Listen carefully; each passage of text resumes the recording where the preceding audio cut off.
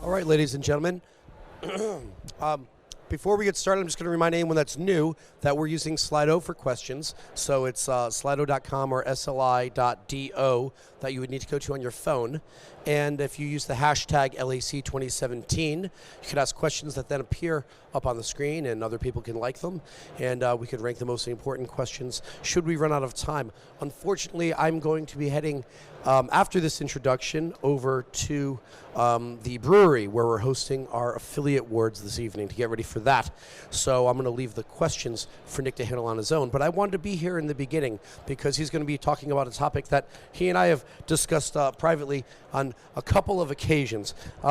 He's calling it the brand phrase goldmine, and it's a great follow-up for what we were just talking about, because when you look at not having unlimited budgets, you can't necessarily go for generic phrases or the Hollywood phrases and rank for casino. But what you can do is go look after some brand phrases, and he's going to give you a bunch of examples, I'm sure, about how you can make that work and without being outspent by your largest competitors. Ladies and gentlemen, a warm round of applause for Nick. Hey there. So, firstly, I'm going to I'll just show you this. So, it's in here. I did a 2,200 word article to support this in this, as in this month's IGB magazine. So you can get a lot more detail there. Okay, I think because it's Saturday afternoon, I just want to make it quite chilled out, really, and just share a little fireside conversation with you about about my story around ranking on brand, and how I'm one of these odd people in that I sit on both sides of the same fence. So one side is an operator and the other side is an affiliate. So when I was, so years ago, back in 2006, I became search manager for Betfair. And in 2010, then I became head of search for Unibet, i.e. the SEO guy running the department and so on.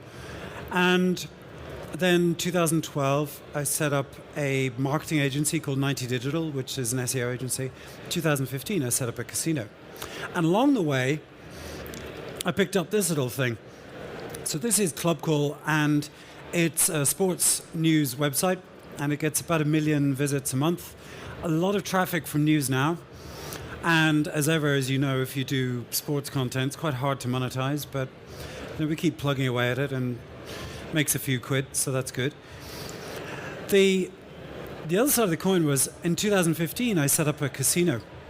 And it's a white label casino, and I sit on the SoftSwiss platform.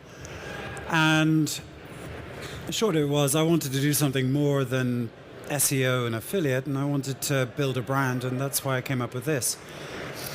So the whole thing about the brand phrases and all that stuff is something to do with where there's an awful lot of money, and where there's a very interesting symbiotic relationship.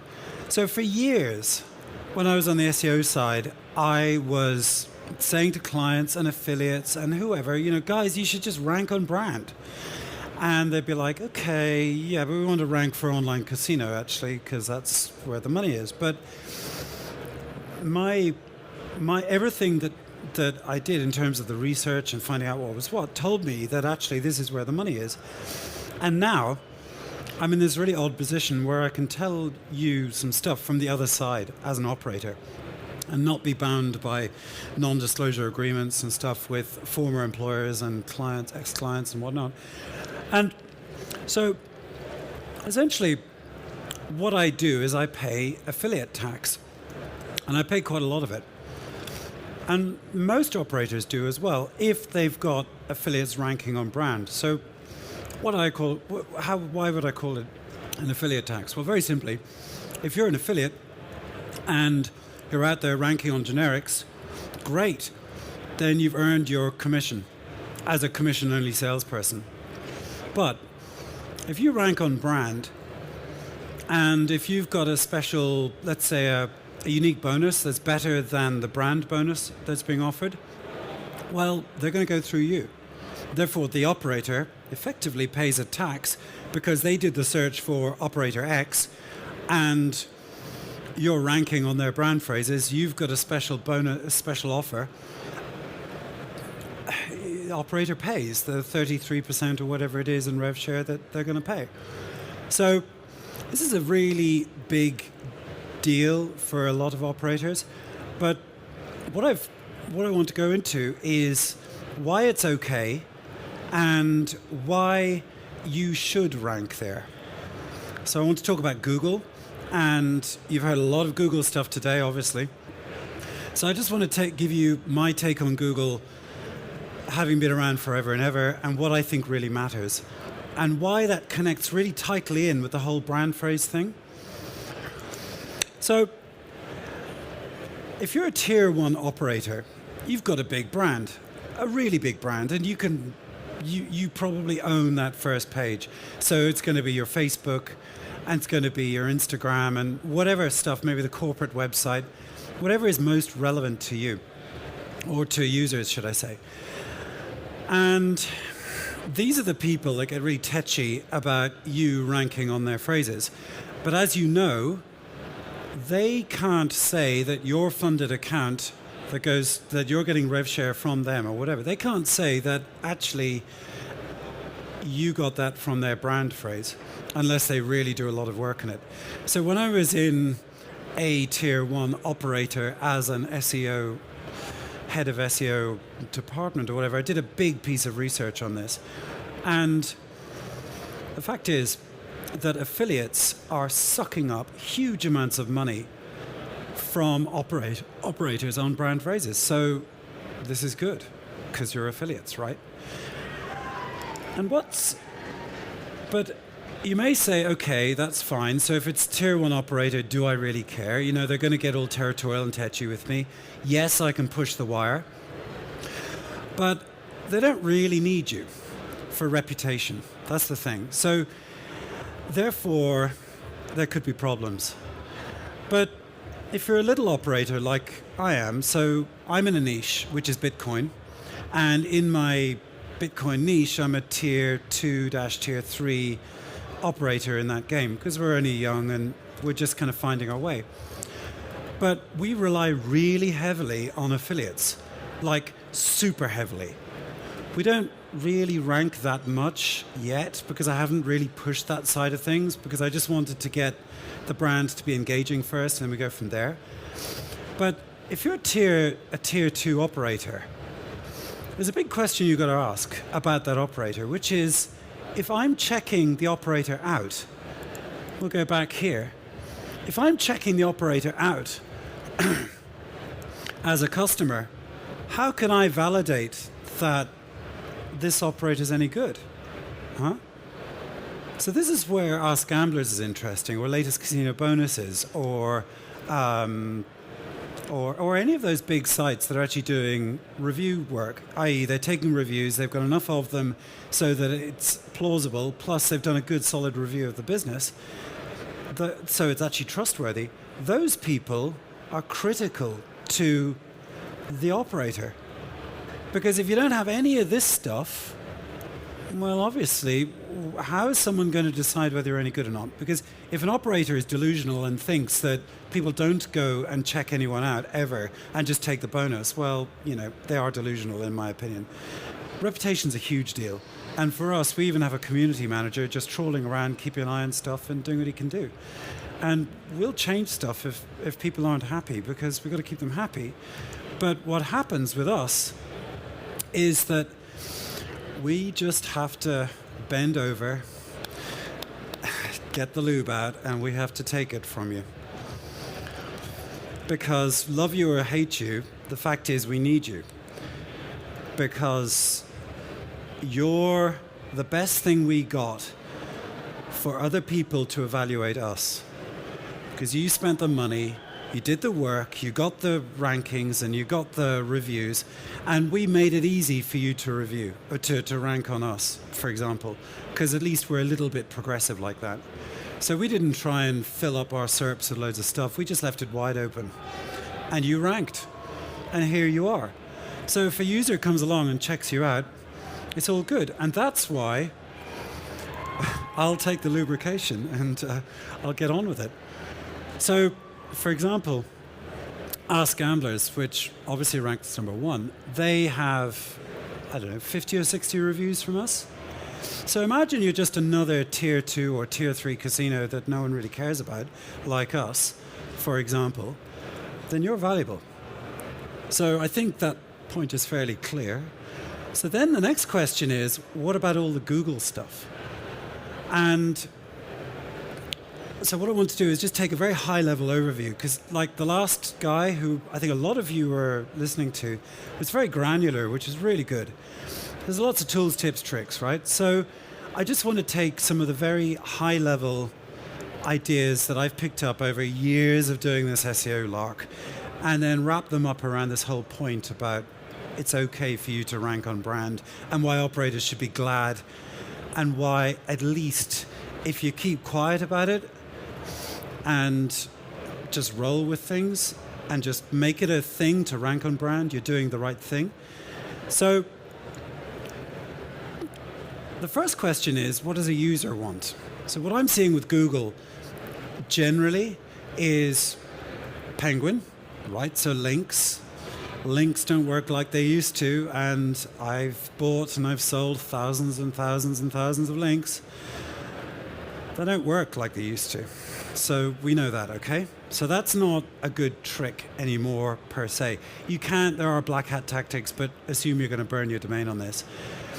What seems to be the thing, and bear in mind, I haven't been in SEO really for the last year, but trawling through and talking to friends like Dixon, for example, over in Majestic, the general prevailing sense is that it's engagement. So I'm sure you've heard a lot of stuff like content is king, blah, blah, blah, blah, blah. Yeah, okay, we kind of get that, don't we? But the real question is not so much content is king. For me, the question is, what's the intent? What do they want when they do a search? So if you're doing a brand search, what I think they want, in fact, I'll go into that in a minute, but has anyone read the Search Metrics Ranking Factors report? Any hands up on this? Only a couple of you. This is really, really valuable reading, so let me explain why it's useful. So they have a report that's been running for about 4 or 5 years, I think, and they are an SEO tool provider. They're German. They're very good on their data, and they track 10,000 key phrases on Google, and they have done for years. So they can get a really good historical perspective on the behavior of the Google algorithm around particular key phrases. So that's valuable because their data is holistic and everything is not in isolation anymore, it's connected together. So the insights on this report are really interesting. And what they talk about is this idea about relevance and intent. So what do I want to do and what's relevant to me? And if you think about Google search results as in a kind of utopian state, they should be a meritocracy, really, shouldn't they? So if you just take off the hat which says I've got to make money, right? And you park all that and you go, what would I personally really like to see in Google? And the answer, of course, is the results that I want the most. Not the results that are being shoved in my face that I don't really want, obviously. And as we know, finally, Google are getting closer and closer to this point where you're getting what you want.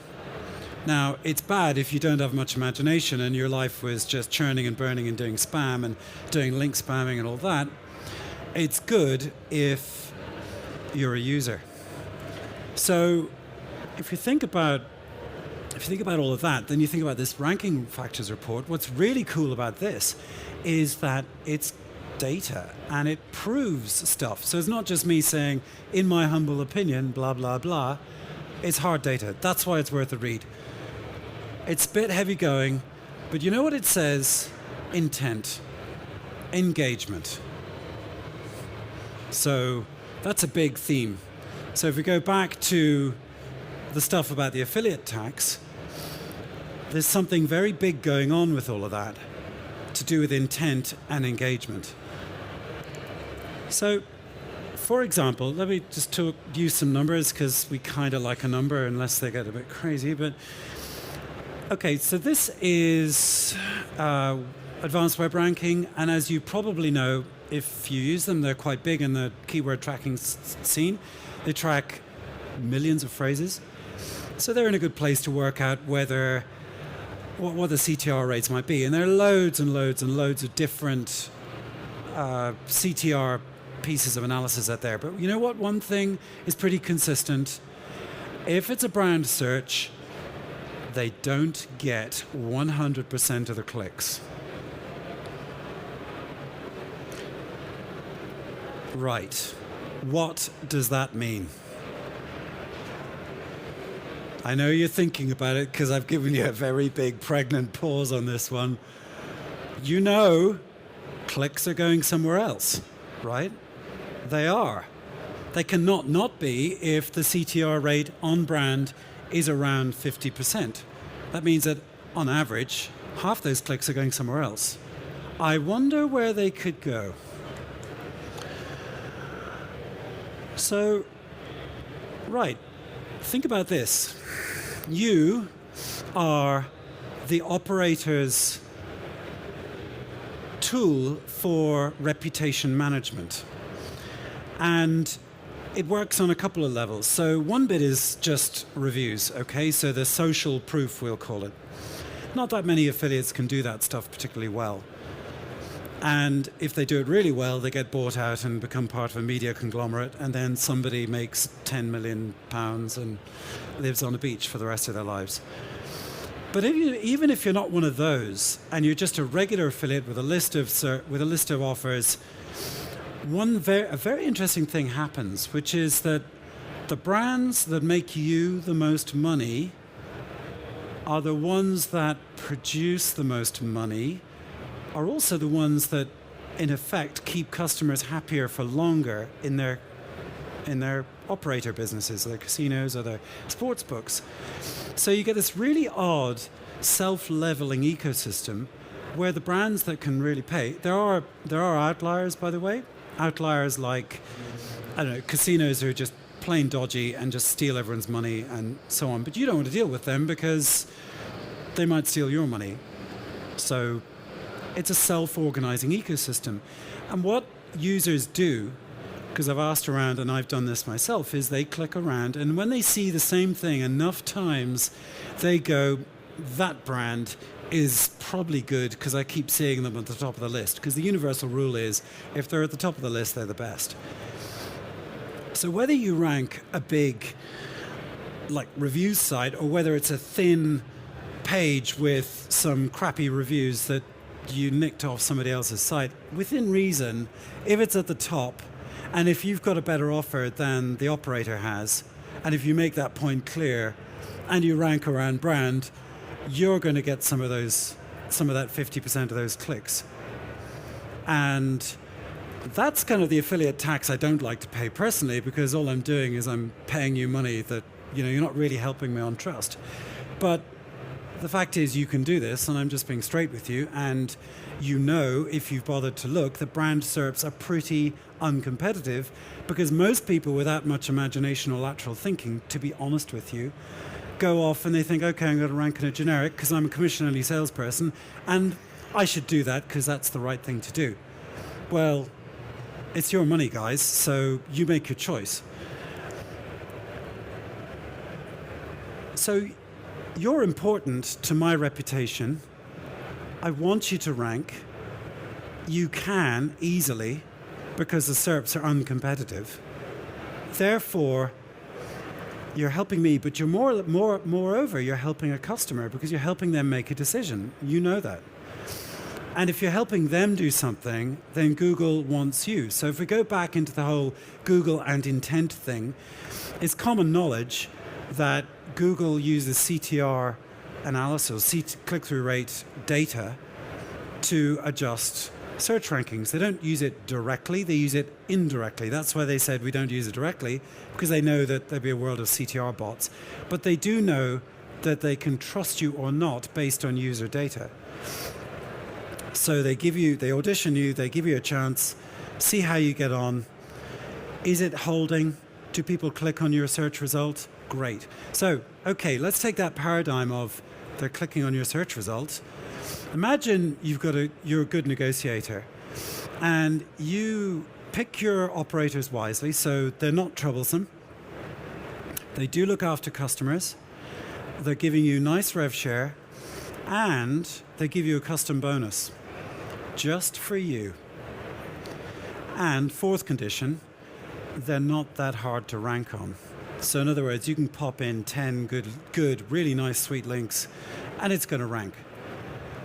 So what's happening? From a Google point of view, you're helping a user do two things. Make a decision, and the reason they know that is because, guess what?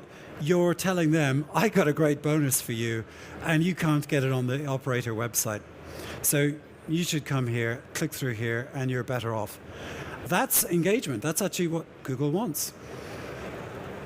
Fancy that. It's crazy, isn't it? But if you think about it, intent, I want a good offer. Engagement, you're going to give me what I want. Google's happy because you get the CTR rates and you get the engagement metrics. So this is why I think it's a compelling argument. So the short of it is that, and it's a simple message, as you can see, go and rank on brand phrases, haggle it out with affiliate managers, get those unique deals in, and then you're good to go. So has anyone got any questions? I think We've got a few questions on the Slido there. Okay. The first one we've got is, what are the best kind of operators to rank on? That's really easy. So if you're... Okay, it's a simple answer and it's a more complex answer. So the first question is, how rich is the operator? Because if their rankings are really bad, they need you. Obviously, they're dependent on affiliates. Number one trick, SEMrush. I would go and check SEMrush and just see how strong their aggregate rankings are. Firstly, because that'll tell you how much they need you. The second thing I would do is just obviously check out the search results. Now, in the past, you could use links as a good indicator for relative competitiveness. So if you have online casino, for example, as a phrase, all sites in that place are basically kind of the same. Therefore, the differentiator is volume of links. So therefore, whoever has more links is probably more likely to rank well. So therefore, you go look at a set of SERPs and go, how much linkage is going on here? The way I do it is I look at the SERPs and I go, should that site be there? So if you think about an operator that has a really random page that is kind of relevant-ish from a keyword point of view, but not from an intent point of view, like it's some random corporate page from one of those, you know those who is company things that you get, which says this is a company profile, real long tail, low powered stuff. Obviously, if something ranks on that, that's not a particularly strong SERP. So it's quite easy to just feel it.